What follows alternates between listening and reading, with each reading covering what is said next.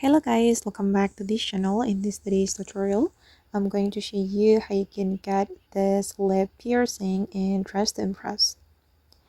Okay, let's get into it guys.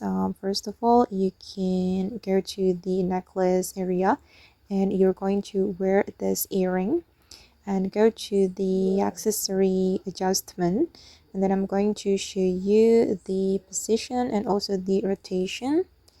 Okay, go to the accessory adjustment, and for the position, the first one, the X position, you're going to set it to 0.39, and for the Y position 0.44, and for the Z position 0.34. And then move to the rotation.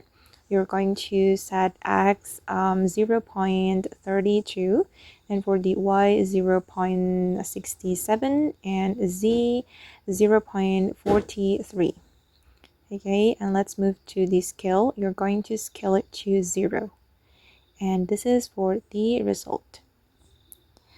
Okay guys, and that's all the way to get lip piercing in Dress to Impress with accessory adjustment. I hope this video will be useful for you. Thank you so much for watching, and see you in the next video guys.